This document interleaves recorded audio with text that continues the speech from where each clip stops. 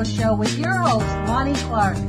We stand together and accept that we now live in a world transformed by Fukushima. Monday, Wednesday, and Friday from 8 a.m. to 9 a.m. Pacific Standard Time here on UCY.TV Radio. We relentlessly engage every ear that listens. We expose and confront the complete lack of accountability for the nuclear industry. Consider social engineering programs who view our bodies, minds, and souls as assets on a balance sheet. We discuss vital current issues, interview activists, and engage our audience in an effort to allow all voices to be heard. The Age of Vision radio show creates a venue that all will choose. We encourage our listeners to reclaim their power and their courage to take action and save our planet from the ravages of greed and indifference. Our actions matter. Every voice matters.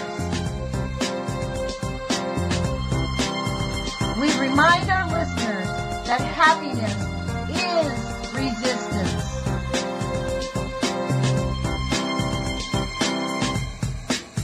Love is greater than fear.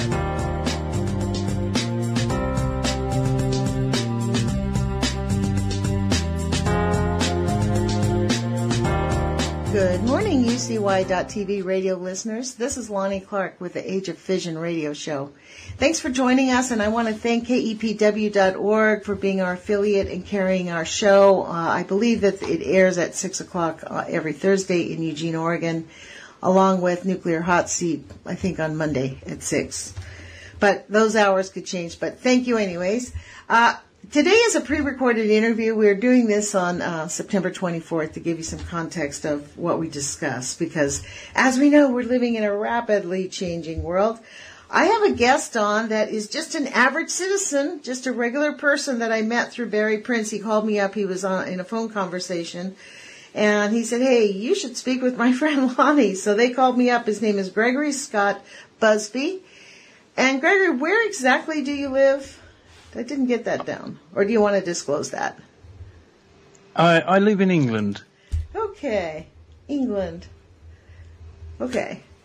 So, well, thanks for joining us. And the reason I asked him to be on the show is in our conversation with Barry, he talked about a God story. And I said, I really want to hear about this. So, Gregory, thank you for joining us, and thank you for being willing to be on a radio show. You're welcome. Love to be here. Yeah, it's really sweet. So tell us about this God story, because this was a very interesting thing. It was back when I was being sent to Sunday school as a child, and I got thrown out of Sunday school because I was the typical questioning child, questioning everything and looking at your basic logic answers for certain things. And as a child, you're so innocent that you'll see something and you'll stick with it and argue that point as a child. And I did, and they threw me out because of it. I basically had the idea that, say there is just one God, and he's there before mankind, earth, all of it, on his own. How would he feel? Or she? Or whatever. You know, and I thought, well, it'd be pretty lonely. So what would you do? Well, you'd want somebody to talk to, somebody to be with. Could you split yourself in two? Yes, you're God, but that would be the same person. So you wouldn't have much to talk about for very long before it got boring. So you'd want to create someone for yourself. So the idea would be that God split himself in two, created the universe, and literally separated that half into tiny, tiny souls, filled the universe to experience the life that he created each so many times over and over until there was enough to create a new, different type of God to keep God company at the end of time when all the souls come back together and become this other person. That's sort of like the yin and the yang, sort of, in a way. It's like God created a second self of himself to create the perfect, harmonious partner for himself. Right? Yeah. Yeah. Ever-presence being needs all these many souls to be fulfilled on all these different levels. Yes, and all the lessons learnt and all the emotions felt and all the experiences experienced until it all comes together into one. Until there is no more war, until there's no more disharmony, until it's all in perfect union. And then it'll create a bigger God outside of itself, and that will keep going. That's the essence of eternity.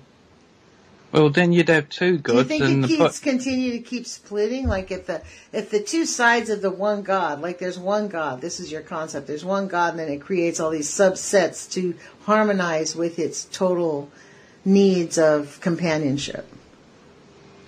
Well, it'll be there eventually, I think. It's as a 10-year-old, I saw it as God was a man, and he splits himself in two and does all this. And at the end of time, the final product will be a female God, and then they can actually start living the life that he's created for us, as in father and mother creating children, and I don't know, perhaps the children then doing similar sort of things. I don't know, It's the concept of three, family, progression. Kind of like the Greek idea, sort of, in a way. I mean... But as a 10-year-old, it was an innocent thought. And so that got you into trouble. That's what really piqued my interest also, is that got you into trouble at school. I mean, at Sunday school. Yes, the woman that was running it, she was so... Everything in the Bible is 100% gospel, and you cannot defer away from that. Yeah, if you've got any ideas that are your own, nope, you're not listening. You're not doing as you're told. Right. So you're out. Right. If you don't get with it and stop asking questions, you're done. Yep. So now when people ask me, am I religious? Well, you're probably luckier, man. I got my hands smacked by the nun. The nun had the right to abuse me. Because I told her I didn't believe in sin. I'm like, that does not make sense. If God is all loving and God created us all, then how can anything that we do be a sin? Because he knows all about it. He already loves us. And that does not make sense. But it's supposedly there was a story where the Americans met the Indians, and there was all this talk about Christianity, and the Americans said to the Indians that if you do this, this is a sin, do that, that'll be a sin. So all this time you've been sinning. And the Indians replied, so hang on, if we do not know it's a sin, it's not a sin. But now that you've told us it is a sin, so why did you tell us? Exactly right. Why did they tell him? Because that's implanting the brainwashing. Yeah, it's because of their brainwash. That's the thing. It's like you ought to live. I mean, I don't know what is life like in England in terms of race baiting in here, but you know what's interesting? This is the day that this weekend Donald Trump made the comments about the NFL. I think he went a step too far. He definitely united America right now because the NFL, they're all taking the knee with. Do you know this story that's going on in the United States? Yes. Okay. So with Kaepernick, when he took the knee because black people just get shot and murdered, and the cops are like, yeah, not guilty. We have it on tape, them planting a gun on somebody. It's on videotape. And he got acquitted. The police in everywhere, every country, used to be the police were there for people's protection. Nowadays, the police are no longer there for people's protection. They are what I call policy men. Because the old-fashioned law states that, like, if you do somebody harm, or you do their property harm, or you steal their stuff, that was the law. Them you could get prosecuted for. Now, there's so many millions of policies that overstep all them. I mean, you go into a court these days and say, bring forth my accuser, you're going inside because you're asking for a real right. And most of the policies that they have out there don't have an accuser that could step forward because it's all part of the system. It's just policy after policy to make money, utilise the private prisons to keep the economy flow of the rich. This is the deal. At least with these cop killings, this is how I feel. The cops get away with it because then they would have to have a conversation about why it happened. The cop training, who's training, for me it's cutting to the heart of it. What they're doing, when I called Trump, Traitor Trump, that's what I call him, when I say that he is Pinochet 2.0, I mean it. I think he's part of a CIA, like this program of him being in, his incendiary comments. He says things to see how far he can go. That's why he does it. I mean, yes, but even he is being steered. I mean, look at the basics of what you're getting. Yeah, you're getting a picked for you group of people, out of which eventually two of the top are picked for you. That's right. And then at the end of the day, with the new way of the American voting system, it doesn't matter who votes for the two cases of evil that you're being presented. Now it's the college network thingy that does the voting to give the final decision. It's like, well, hang on. What's going on there? The Electoral College has always swayed the elections. What's different is the electoral machines are outdated, broken, and hacked. And that's the reality. Hillary Clinton easily hacked the primary and scrubbed 2 million. She literally stole the primary from Bernie Sanders. So at the get, they made a mockery of the election, the Democrats. Yes, us in England could see that. We could see all that happening. Along the while, the Russians were working with the dumbass Trump because he thought he might have to resort to that. So they were seeing what they could do. I think that's what they didn't do it. They opted not to do it because they knew that they saw the momentum turning. So I think they knew that they would win, and I actually do think that they were able to. That somewhere, somebody along the line at a low level decided, because they've already found that they've pinched off a half a vote here, a half a vote here, and a half a vote here from Hillary Clinton. Something like enough, a 1% change. And all they didn't pick off whole votes, but half votes on the machines. That's all been verified. The machines were hacked. That's the reality. In 3 states, the 3 states that were surprises. But the very tight ones. But they can easily hack them by 20-30%. This is not news. Anybody wants to go to gregpalace.com. He has 13 people working on it. He has done massive amounts of work on electoral fraud in the United States. This is really, and they're priming us up for 2018. They're going to do it in the primaries. I mean, in the midterms. So, who cares? This is the thing. Like, is this anything new? I mean, you and I have this understanding that there is a greater picture going on here. Yep, there has to be. I mean, at the end of the day, people are saying, oh, we're waiting for World War III to happen because we feel as though World War III is going to happen. You've got all this tension going on, this, that, and the other. Well, at the end of the Second World War, the people that were actually instigating these wars were talking about actually having the next World War as an economic war, a resource war, as a technical war. And I honestly say, with everything that's going on today in this world, we're already in the middle of World War III, and World War III is between the elite and us. You got it. The war isn't going to happen. It's on. The chemtrails are up there, and we're not able to stop them. The aerial spraying is going on. We're not able to stop them. The nuclear poisoning is on. We're not able to stop it. We're having massive die-offs that everybody's ignoring. They're scratching their head saying, gee, we don't know. And they don't even get the testing done right away, and they don't barely test for anything. Kids are getting brain cancer. like at an unfathomable rate. Children, mortality rate is up, skyrocketing. I mean, well, you only have to listen to Bill Gates with his talk on depopulation through vaccines. I mean, he got chucked out of India because of all the women that are sterilised over there now through the vaccines. I mean, you stick thimerosal, nanoparticulate mercury, which is supposed to make the vaccines last longer. That's goes into the brain, that goes through the blood-brain barrier, that causes autism, Alzheimer's, dementia, and so many other things. Exactly. You got polysorbate 80, which is a chemical emulsifier. That actually goes through the blood-brain barrier and helps other things go through the blood-brain barrier, let alone all the other things. I mean, some of these viruses, they don't tell you that they're actually grown in monkeys.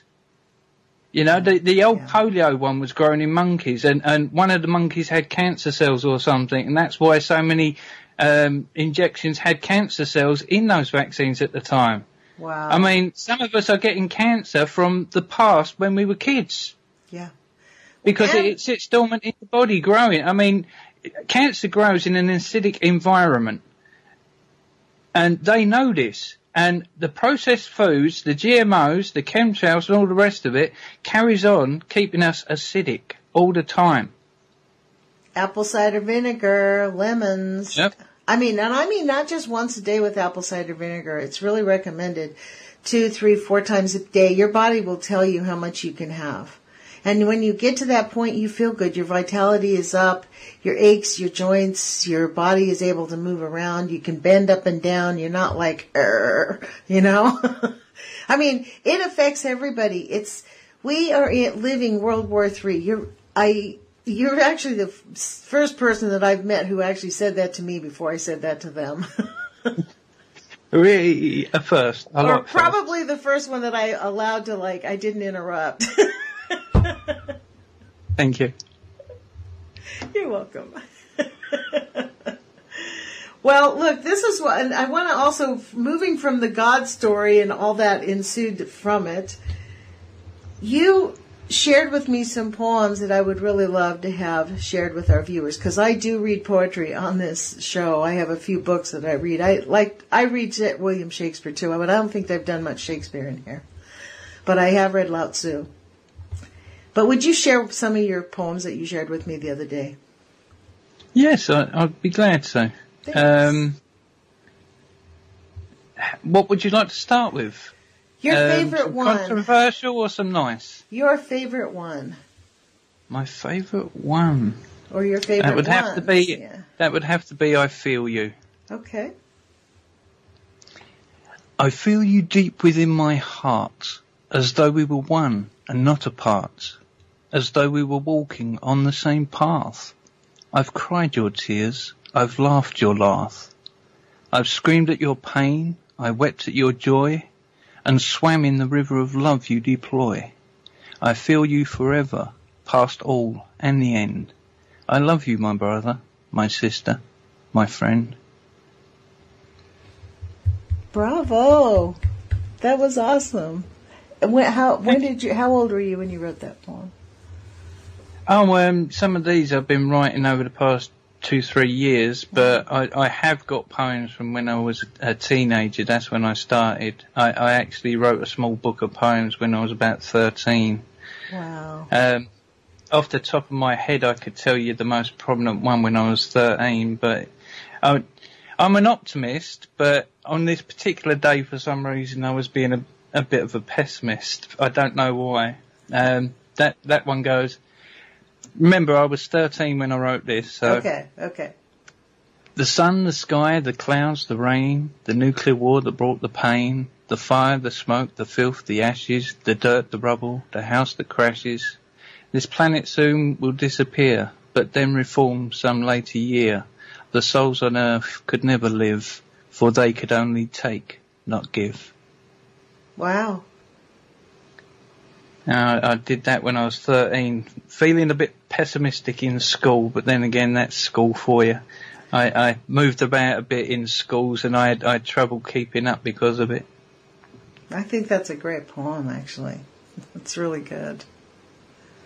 Thank you. Oh, yeah, I hadn't heard that one. I actually wrote a poem. So, it's funny, probably about the same time you wrote that, I was digging one up. It's called Will the Skies Still Be Blue After They've Dropped the Bomb? And the whole thing is about under the guise of church and state. And I am not kidding you. Like right now I'm looking at what's going on. Like, it's almost like when you have visions when you're younger, you really have, at least for me, like I've had visions when I was younger that I'm like, wow, this is weird. I think I've seen this before, but I have seen it.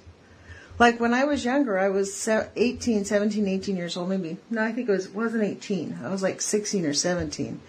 Driving down this hill in Hacienda Heights. And I had a vision of a world where it was all super smoggy and we had learned to digest plastic. That humans weren't freaked out about the plastic industry and that we were digesting plastic.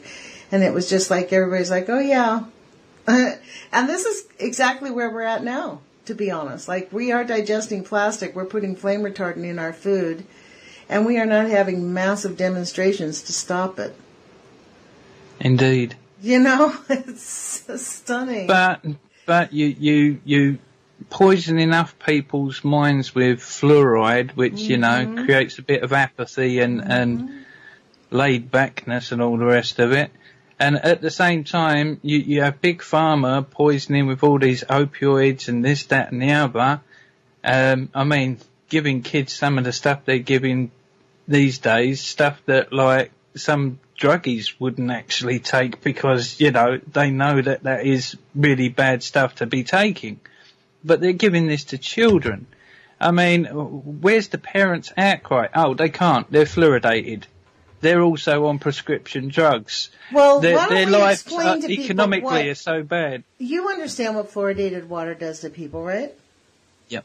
Why don't you explain that? Because a lot of people think that fluoridated water, my dentist, for example, will argue that fluoridated water is really good for you. It's good for your teeth. It keeps your teeth from getting cavities. And I said the same reason it keeps your teeth from getting cavities is the same reason it helps you get sick. Well, they used it during the Second World War. Old Hitler used it to literally make his people more apathetic so that they didn't fight back as much. I mean, he still killed, I think it was something like 8 million Germans who wouldn't give up their guns. That's hardly ever talked about. But at the same time, he literally fluoridated the water of the whole German population to make them more apathetic and acceptance of him and everything that's going on. I did not know that. He fluoridated the water? Yeah. During World War II? Oh, they've been using poisons and powders and all that for a very long time. I mean, you can go back through history and look at some of the ancient ones that were poisoned off. I mean, they've always used it. It's a very nasty trick that has served them well throughout their horrific history. Yeah, the thousands of years that they've remained in control. They're like, oh yeah, well, just when the population gets out of control and wants their pesky rights, we start poisoning them. Wow, it's kind of like, I always talk about Astro Boy, but if people haven't seen that kid movie called Astro Boy, go take a look at it. It's a cartoon movie.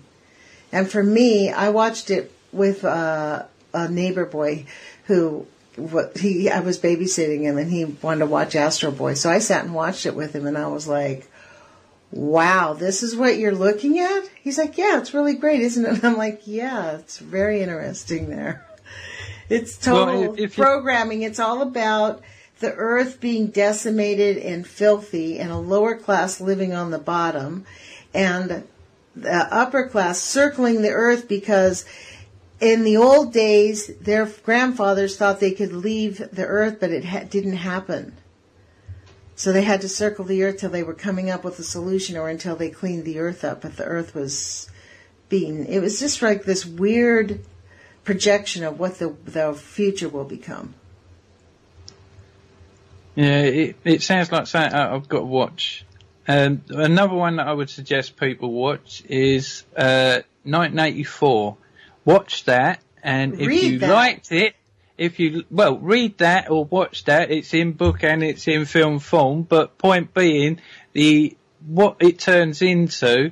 If you like that, then guess what? it could be coming unless we stop it, because they are following 1984 like it was the textbook of how to become the dictatorship of the world, a new world order how-to manual. Well, they use that in Brave New World. You need to read Brave New World and 1984. Those are the two books that they're actually really following as textbooks. They're sort of blending them. When they read them, they're like, wow, why didn't we think of this? And they just put it right into plan, and it's like going off like clockwork. It's but as people, we can stop that. I mean, we may be caught up in it, and unfortunately our planet is really sick. Our planet and our people are really sick. Humans are sick, animals are sick, the planet is sick.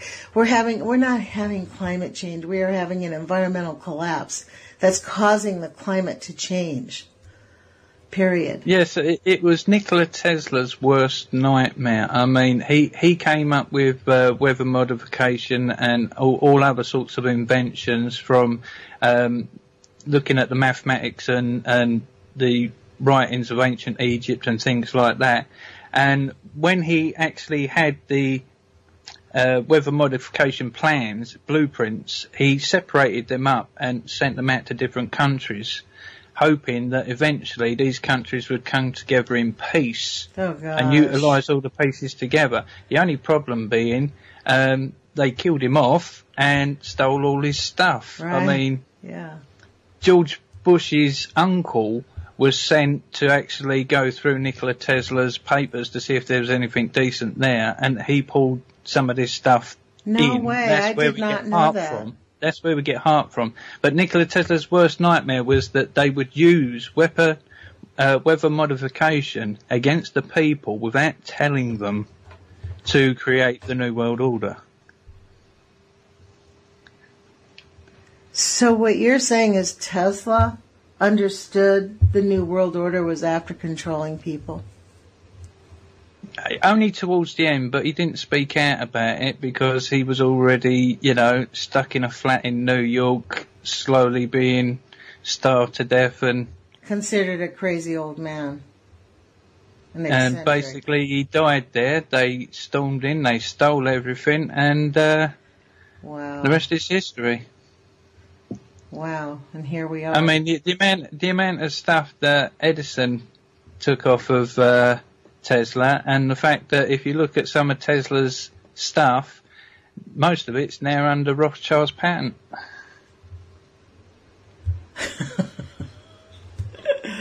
Oh, Lord. That's a good one for people. Go to the patent site, the websites with all the patents, and start looking at patents for things, because that'll tell you what they actually can achieve. When you see those patents, your jaw will drop, because you won't believe some of the devices that they've got out there and what they can do. Really? Yes. Like, name one. Share one with us. Well, the weather modification ones, HARP. I mean, one of the first ones that came out with HARP was the ability to actually put music into your actual skull. Actually have it sent straight to your brain so that you hear the music inside your head. I mean, Jesse Ventura investigated this with HARP. He actually, on the show, they put this thing on the side of his head and they pushed the music into his head. He says, I can't hear it with my ears, but it's inside my head. And they're putting these towers up everywhere. They're going to G5. G5 is the same frequency as the military's crowd dispersal version of HARP. It's like a giant radar on a vehicle, and they can direct that at the crowd, and they can make it feel as though your skin's on fire. They've actually got test videos that you can see on YouTube on it, where they test it on crowds of people that volunteered for it. How stupid is that? Well, maybe they didn't believe it was going to work. Oh, they did. Let's put it this way. I doubt any of them will ever volunteer for that again. Because you see the people in pain on the video. In 2000, I think it was, I came to Eugene in 2004, right? I think it must have been 2006 where I was I was not even considering being a student at the University of Oregon. I went there for a protest for, because of the Iraq War, and I was listening to Brian Bogart, who was a professor there, and he said him and his group, I forget the name of it, but they were very active, and they had their science department had accepted a contract that would study. The medical department was working on something so that they could put something, an implant, like in a helmet, and the soldier would just put this like thing in his mouth into the inside of his cheek, and it would just touch his cheek. It wouldn't do the skin, but it would send something in there, an electrode, that would help them forget what happened. Oh, they've been doing that with pills. I mean, if you listen to some of these war vets that come back, some of them will give you some serious stories about the fact that they went in there, and they're always given these pills, and they had this new lot, and they took them, and they don't remember what happened for the next, 3 days, but when they find out what happened, that him and his group went into this area, killed all these civilians, raped this 13-year-old girl, and then killed her, and then burnt all the bodies, and, now he's having nightmares where bits of those memories are bursting back into him, and he feels suicidal because of it. And that's just one vet of many that have been talking about that. But that's all going to change in the future anyway because of technology. I mean, they're already implementing tests on what they call hive military. Have you heard of that? Yeah, the Borg. Yes, I know. I have.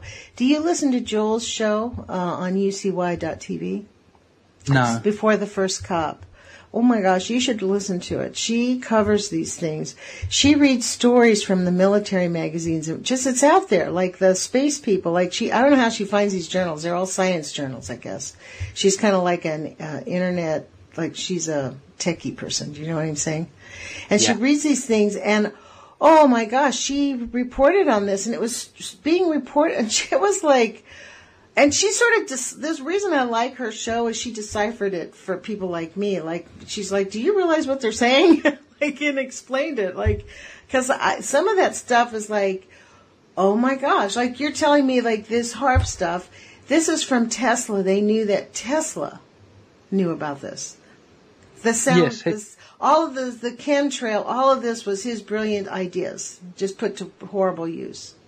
Well, HARP, yes. The chemtrails, that's probably... They invented that on their own little devices. Well, chemtrails date back to the end of the Second World War. I mean, the initial thing that chemtrails were supposed to be, as far as I've worked out, I've actually got footage of them doing it, which is... They wanted, say for example, you're coming up on the enemy in the ocean, you got all these ships there, well they can see the ships and then they're going to attack the ships.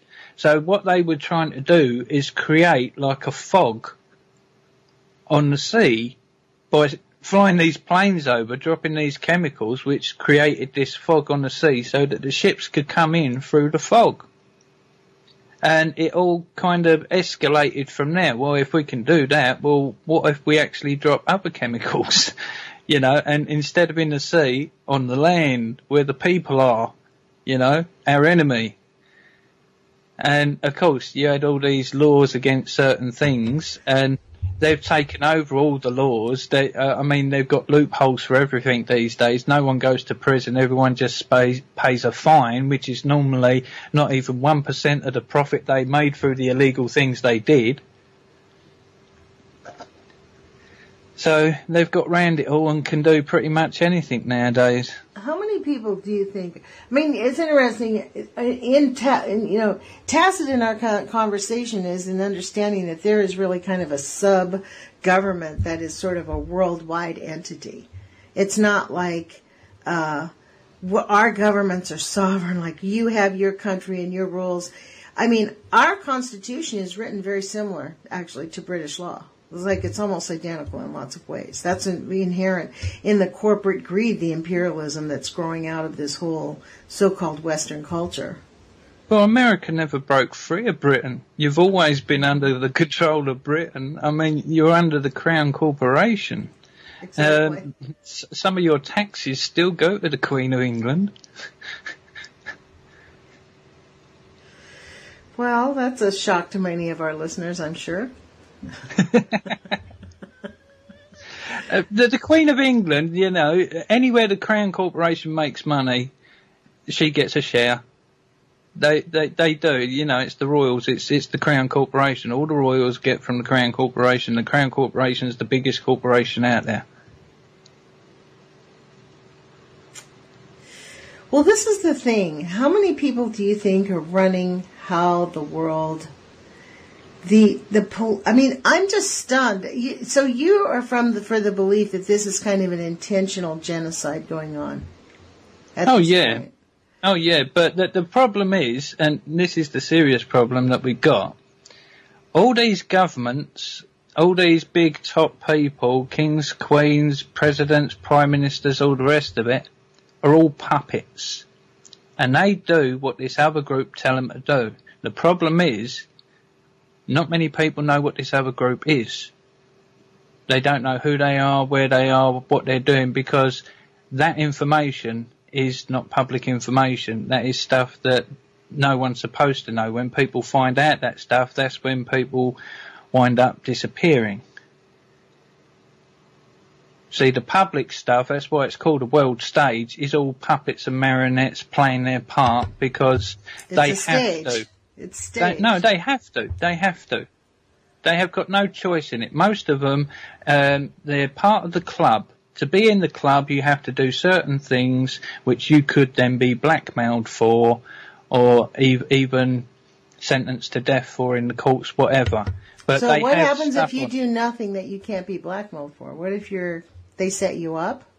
Oh, if you was a nice person, then yeah, they'd either set you up or take you out, or threaten you, or offer you a massive bribe, according to like what you're like. So it's life by coercion or collusion. Basically. I mean, that's really what you're saying. That's how the public arena is run, and it's controlled by a handful of people, super elites, maybe 100,000 people total, or 50,000, or what?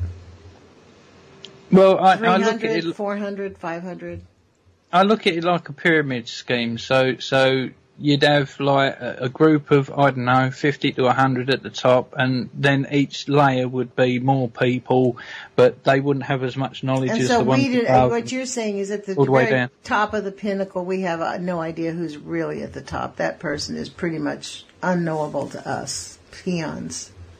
Yep, and if any of us find out who any of them are, that'll probably be the last thing we find out. Okay then, so it's none of your business. You're on a need-to-know basis, and you don't need to know. Basically. And it's that, and be grateful that you get to live, and too bad the world is being polluted, and you'll deal with it. Unless we actually do something about it, which is why I keep saying one of the biggest things that they've got out there is the Hegelian dialect, problem, solution, reaction, and all the rest of it. But with that also, they're creating the diversity, as in the divide and conquer. If everybody out there was to stop arguing about all the things that we disagree upon, and instead put the same amount of time into trying to stop all the things that we do agree on, need to be stopped, we would actually have this world sorted, because we can stop it and we can fix it. With the technologies we've got in this day and age, I mean, one scientist has been working on frequencies and has managed to actually cut the half-life of radioactive material. If we had more research into that side of things, all radioactive material would be sortable. We could get rid of the waste safely. I'll bet you 2-to-1 that sound healing will reverse radioactive contamination. I mean, do you understand about sound healing? Oh yes, I'm a singer, and anytime I feel down, I sing and I feel better. Anytime I'm in pain, if I sing, I feel better. And I've looked into it many times. There's a bloke who ended up with multiple sclerosis. He was a harp player, and he found out that every time that he played his harp, where his hands were all crunched up and all that, he'd try to play his harp, and after about half an hour, all of a sudden his fingers could move again. So he started teaching harp to other people that were suffering from multiple sclerosis. And literally, they go in, they play this harp for half an hour to an hour once a week, and they have mobility and movement in their limbs again for almost a week. You know, all just by the vibration and the tones of this harp. You know, there's scientific research out there on music with plants growing better because of certain types of music. There's just so much out there. It's worth looking into. It really is. I honestly believe that sound will be the future medical devices. Well, I certainly hope so, because I think that, we need to really find solutions to the way we've applied medicine. I mean, it's so interesting. Do you think it just has to do with the imperialism of the crown, fundamentally at the heart of it? And maybe because it's like, at least, I don't understand this idea of divide and conquer when the world is in such an aching place. It's not like we used to be able to ignore it, right? Because we didn't see it right there. But now we're having massive die-offs in every part of the planet. The contamination is everywhere. 6.5 billion. Huh? They want 6.5 billion gone. I mean, the Georgia Guidestone says that, you know, for the resources of the planet, it should be down to 500 million. So they've declared war on 6.5 billion of us. That's what they want to get rid of. How do you get rid of them?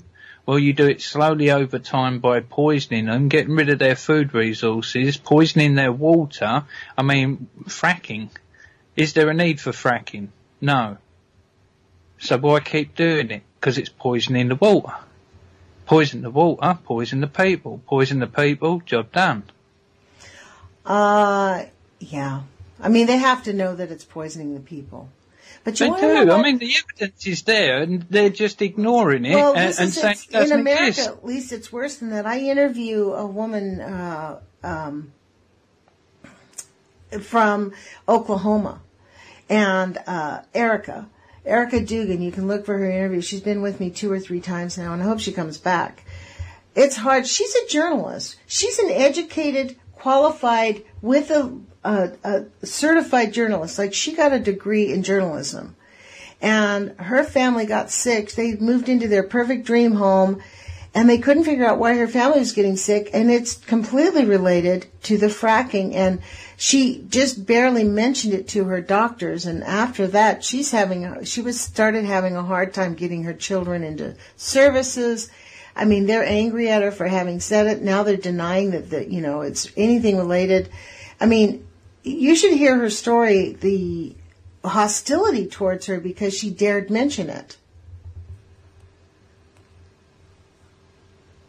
Well, some people, they feel the fear that's going on in the world. They can't help it. There's a lot of us that are empathic and feel it all, and that's the problem with the elite in the world. They've got no empathy. But then again, at the Bilderberg meeting every year, they do this ceremony.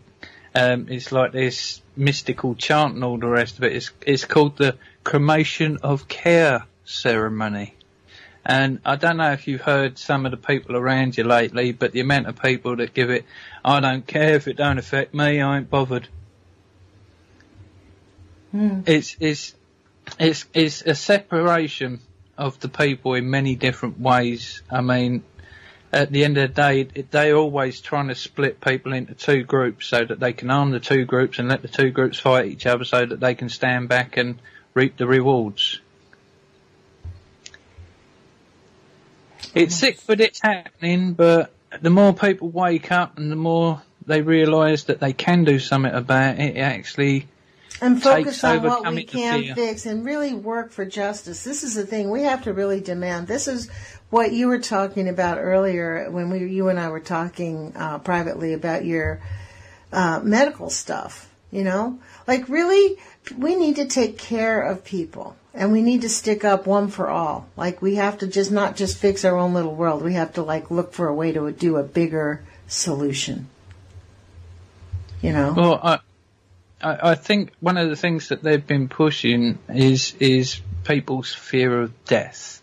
I mean, my personal belief is that there is something after death, but that's only because I've had some weird things happen to me in my life, including out-of-body experience, my heart stopping for 30 seconds, you know, I've been there, I've had some strange things, but in the past, people would die for faith, people would die for love, people would die for family, people would die for country. In this modern day and age, so many people are afraid of dying that they won't even say boo to a goose in case the goose pecks them to death. You know, that's how much they've poisoned us, not just with the brainwashing and the chemicals, but with the economic stress of life. So much of it all bearing down on our shoulders right now. We've really actually got to start looking inside and find that inner strength and stand back up. Yeah, that's why I say put your courage feet on, because you know what? You have to do it afraid. You have to put your feet on, put those feet on that'll actually take you one step at a time, whether you're afraid or not. You have to just stand in the feet of courage and do it. And it's actually interesting because the more we raise our vibrations, see, just having your courage on just allows you just to get by. But what we want to do is more than get by and survive. We want to thrive. As human beings on our planet, we have a right for thriving, all of us. There is plenty. All we need to do is raise our vibrational level and understand that I think all of us have gifts. Everybody here is here on purpose. It's not really, our vibration is needed. And it's the same thing with sound healing.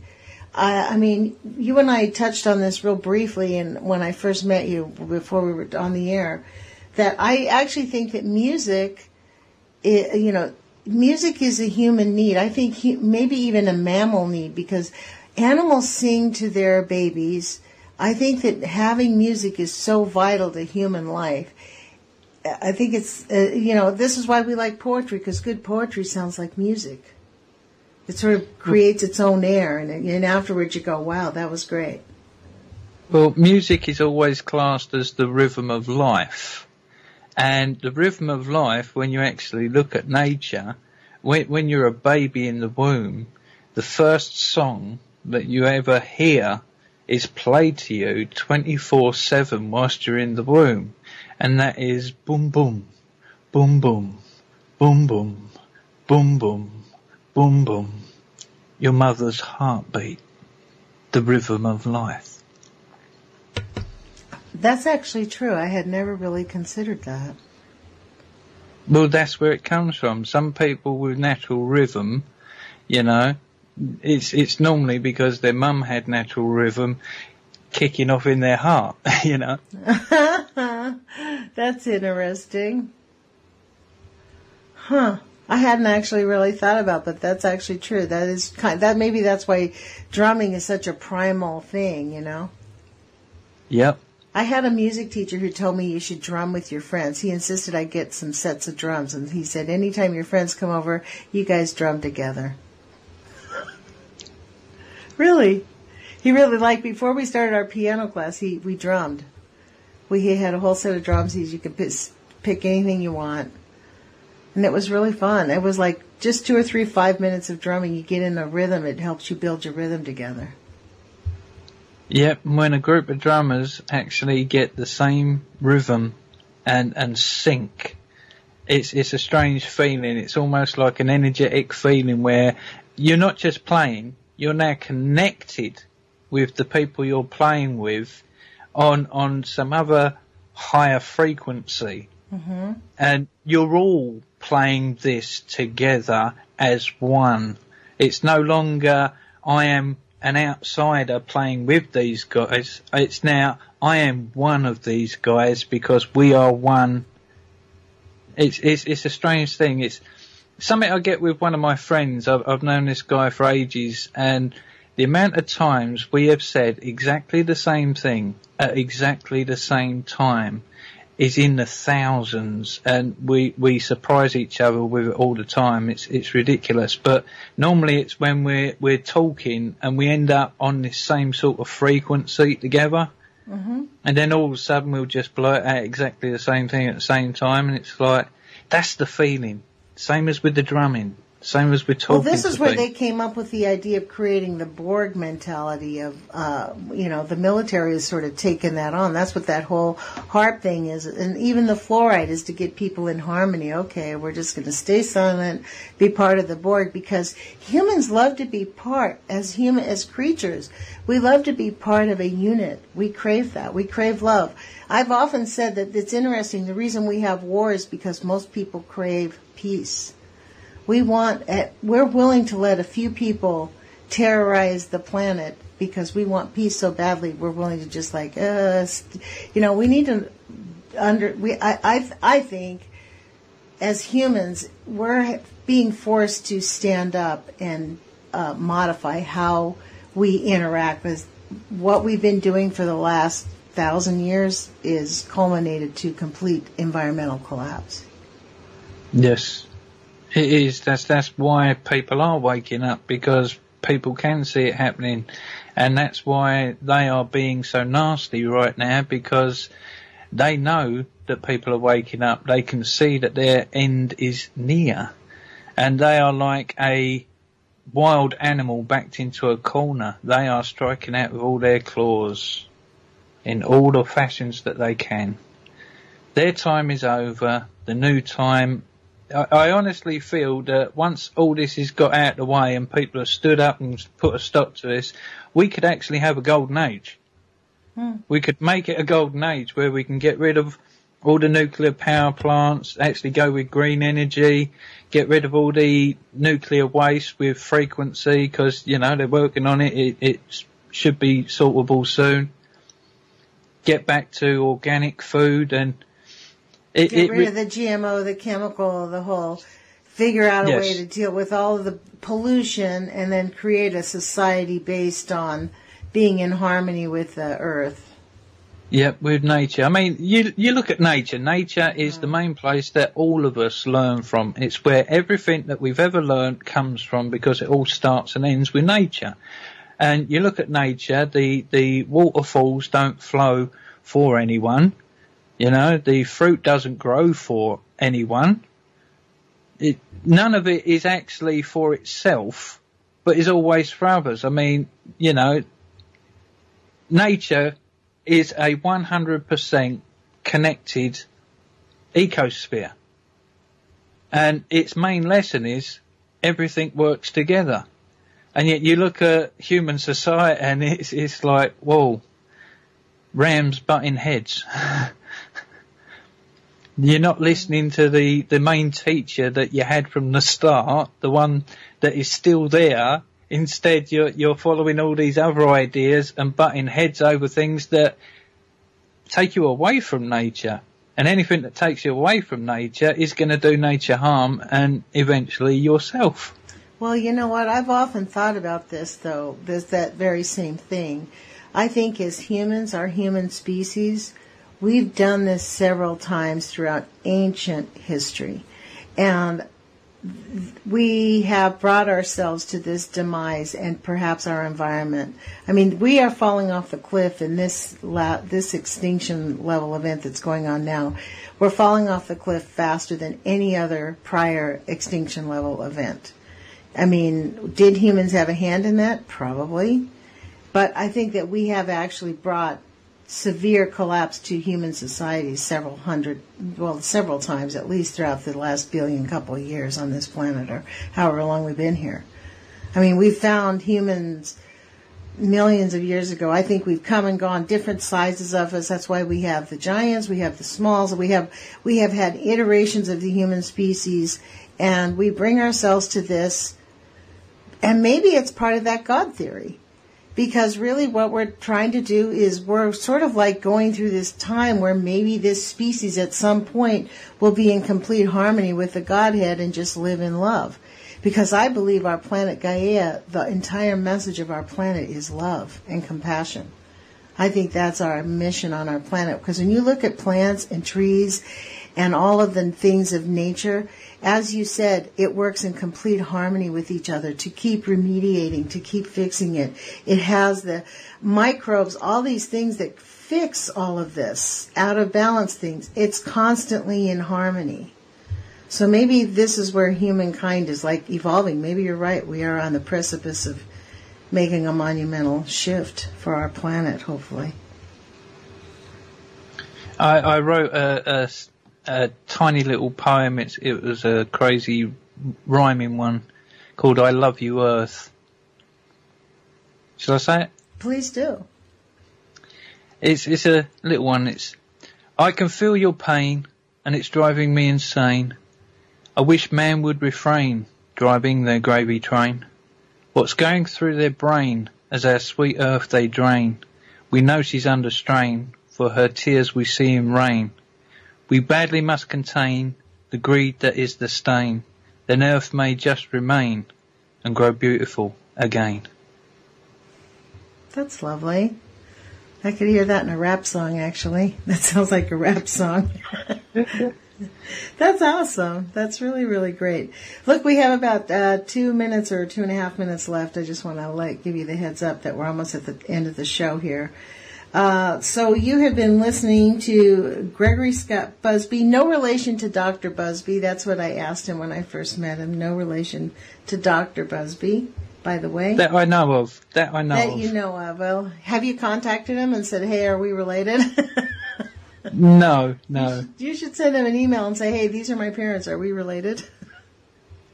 I might just do that. Yeah, he's actually a really good guy, but he's really helped out with the nuclear, victims. He's really won cases for people, allowed people to get help inside the courtrooms in England. I mean, he's made some monumental changes, and in fact, he came up with the idea that everybody should write to their government in England, anybody who's part of the EU, and say, hey, we want you to shut down all, nuclear facilities based on the fact that it's harmful to human health. And it's called the Euro Clause, I believe. And that's what Sean is doing, Sean McGee. And he's doing that in Ireland. And I think he is getting some notice, and they've made some changes there. So cool. It is super cool. I'll look into that. Yeah, it's really awesome. I mean, are you on Facebook? Yes. Well, go to Facebook. Friend me. Do you have we friended? And I'll send you a friend request to him. Okay, I will friend you as soon as I can find you on. Exactly. Well, we've got like a minute left. I encourage everybody to raise our vibrations and let's figure out the solutions.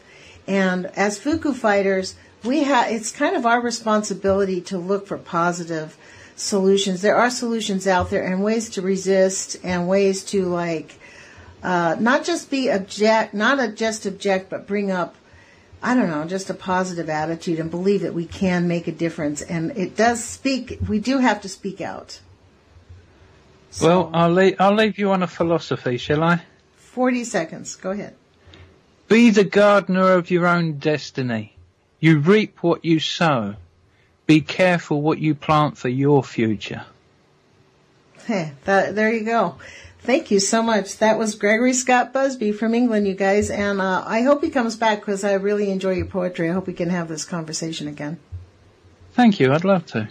Okay. Well, thank you guys. Put your courage feet on. Take some action. Do what you can and follow your heart on this one because we need everybody. It is up to you and we are up to the task. We'll talk to you guys soon. Take care. Take care. Love you all.